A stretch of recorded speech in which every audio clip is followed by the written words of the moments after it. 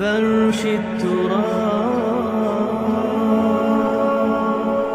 يضمني وهو غطاء. کوئی شخص یقین کے ساتھ نہیں کہہ سکتا کہ اب حالات کا کیا رخ ہوگا، اس لیے کہ ظاہر بات ہے قرآن مجید میں مستقبل کے بارے میں خود حضور سے کہلوایا گیا، وَإِنْ أَدْرِي أَقَرِيبٌ أَمْ بَعِيدٌ مَا تُوعَدُونَ. لوگوں مجھے معلوم نہیں ہے کہ جس بات کی تمہیں خبر دی جا رہی ہے وہ قریب آ چکا ہے یا دور ہے. وَإِنْ أَدْرِي لَعَلَّهُ فِتْنَةٌ لَكُمْ وَمَتَاعٌ إِلَىٰ حِينٍ. اور میں نہیں جانتا، ہو سکتا ہے اللہ کچھ اور مہلت دے دے تمہیں، اور کچھ اور آزمائش جو ہے اس کے لیے تمہارے لیے کوئی اور مہلت عطا فرما دے، ہو سکتا ہے. تو میں بھی کسی دعوے سے نہیں کہہ رہا، لیکن دو امکانات ہیں. امکان نمبر ایک کیا ہے؟ ابھی عالم اسلام کا ایک سالڈ بلاک ہے جو یہودی ورلڈ آرڈر کی نگاہوں میں کھٹک رہا ہے. ابھی وہ بلاک کون سا ہے؟ ایران ہے، افغانستان ہے، پاکستان ہے، اور روسی ترکستان سے آزاد ہونے والی جو ریاستیں ہیں، یہ ایک سالڈ بلاک. یہ عجمی مسلمان عربی نہیں، عربی گئے، یہ نوٹ کر لیجئے. اس لیے کہ عربوں کو اللہ نے فضیلت دی تھی، محمد ان میں سے تھے صلی اللہ علیہ وسلم، یہ رتبہ بلند ملا جن کو مل گیا. لیکن ساتھ ہی اللہ نے دھمکی بھی دے دی تھی سورہ محمد میں، ان تتولوا یستبدل قوما غیرکم. اگر تم پیٹھ دکھا دو گے اس مشن کو جو ہم نے تمہارے حوالے کیا ہے، تمہیں ہٹائیں گے، کسی اور کو لے آئیں گے. اور یہ بات ہو چکی ہے 13ویں صدی عیسوی میں، 1258 میں جب سقوط بغداد ہوا ہے، عربوں کے ہاتھ سے عالم اسلام کی قیادت چھین لی گئی، معزول کر دیے. اس کے بعد قیادت کن کے ہاتھوں میں آئی؟ ترکوں کے ہاتھ میں.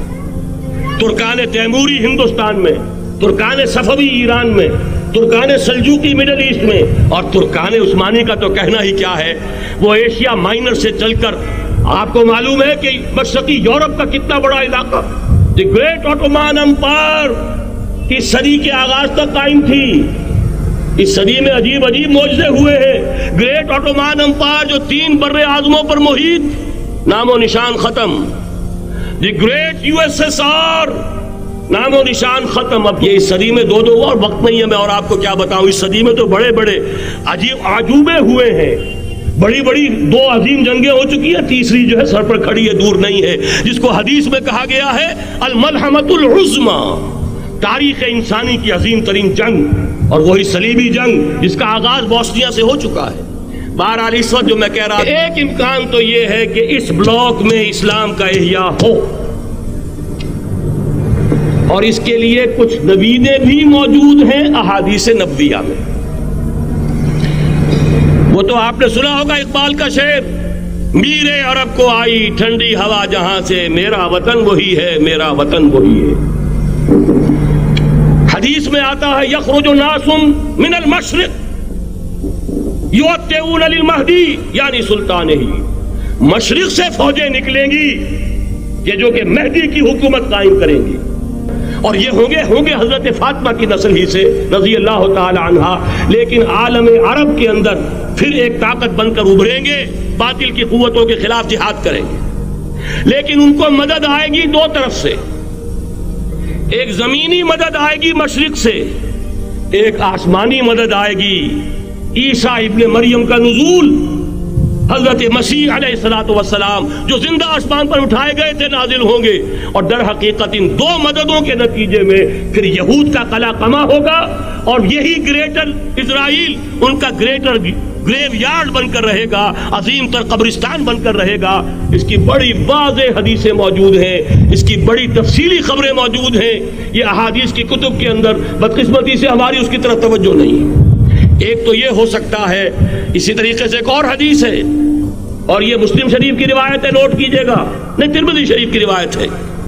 یخرج من خراسان آیات سود لا یردها شیء حتی تنسب بإیلیاء.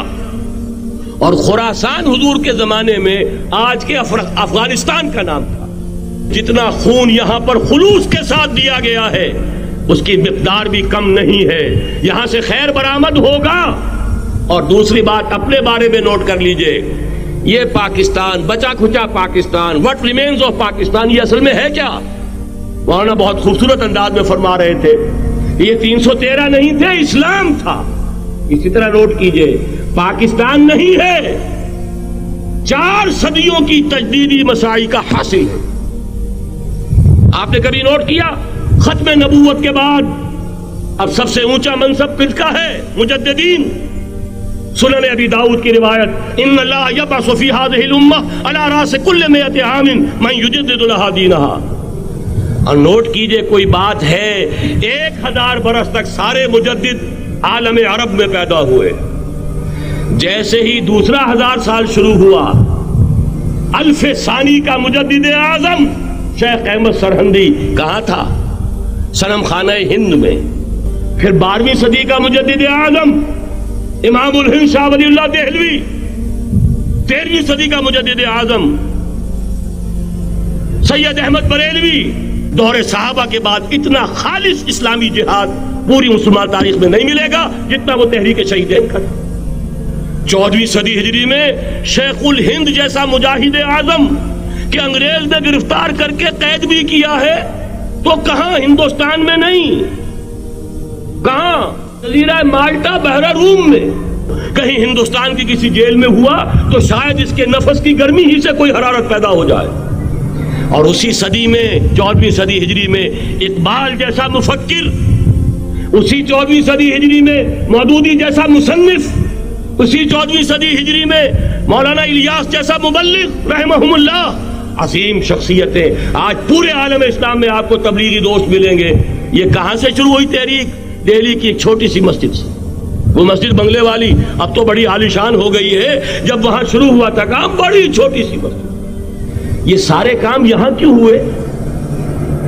پورا عالم اسلام آزاد ہوا، کہیں نعرہ اسلام کا نہیں لگا، کہیں عرب قومیت پر، کہیں کسی اور عصبیت پر تحریکیں چلی ہیں، صرف تحریک پاکستان تھی کہ پاکستان کا مطلب کیا؟ لا الہ الا اللہ، حاکمیت اللہ کی ہے۔ یہ سارا ماضی سامنے رکھیے اور حضور کی دی ہوئی پیشین گوئیوں کا مستقبل سامنے رکھیے، ان دونوں سے ثابت ہوتا ہے اس خطۂ ارضی سے کچھ ہونا ہے۔